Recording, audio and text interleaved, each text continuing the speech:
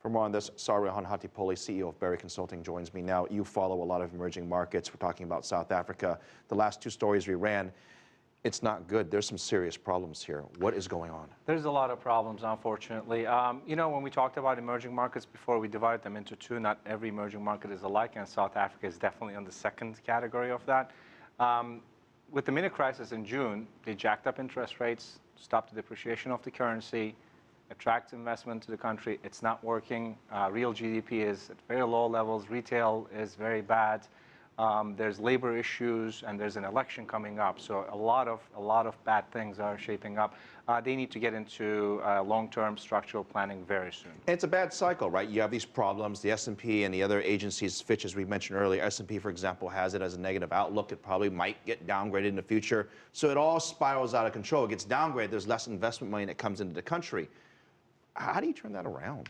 Well, one thing that they need to do, and we've been advising a lot of governments in the past about this, is how you finance your current account deficit. If you're an emerging market, you are going to have current account deficit. But if you look at the breakdown, you're borrowing a lot of money. You are. But the way they're borrowing it is not in FDI. And if you look at FDI inflows, they're increasing, but their net FDI is low, and they're financing a lot of it, a lot of the current account deficit with portfolio, hot money coming in. And guess what they're going to do with the tapering in play? Foreign investors are going to leave very quickly with the macroeconomic fundamentals as they are in South Africa. The upcoming elections,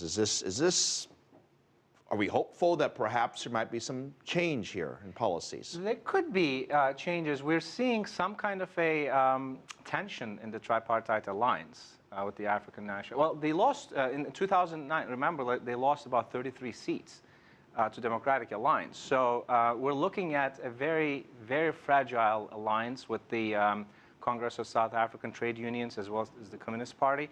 I think the Democratic Alliance is going to pick up more seats, but they're not going to be the government. I don't see that happening. To be very frank, it just seems like, you know, Nelson Mandela, he obviously brought the spotlight onto South Africa. Since its passing, the spotlight's been brought once again. But unfortunately, what we're seeing is not perhaps what he would be proudest of, which is not really narrowing that gap between the rich and the poor, not putting millions of people into the middle and working class. What went wrong? Well, again, a lot of short-term objectives and that the government concentrated on, and they didn't pay too much attention to long-term issues. Education is in a very poor state right now in South Africa. It's weird because Africa itself is doing very well. Exactly, and they are in 144 out of 148 countries. It's amazing. Mandela would not like that at all. And Gini coefficient, let me tell you about that too. 0.6, right? 0 with perfect equality to 1, no equality. 0.6. This is a coefficient that measures income the disparity. gap. Exactly, and it's not. Is it education?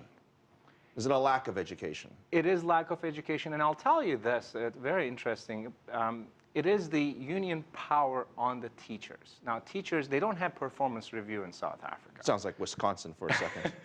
The union is so strong that they can actually, and they get paid very well, and 20% of the country's budget is spent on education. That's the highest of any emerging market. That's good. That's great, but the money is not being spent on what it is supposed to be spent on. I'll give you some numbers if we have time. 1.2 million went into school in 2001.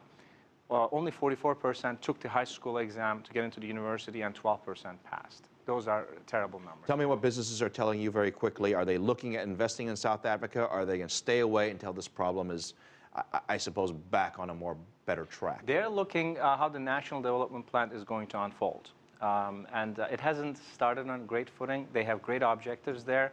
There's political tension about the whole program. They're waiting for that. They're not looking South Africa as a long-term investment market now.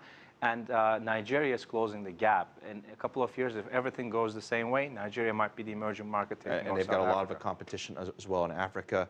Saruhan Hatipoglu, thank you very much. A lot hinges on this election, also the National Development Plan. Thank you.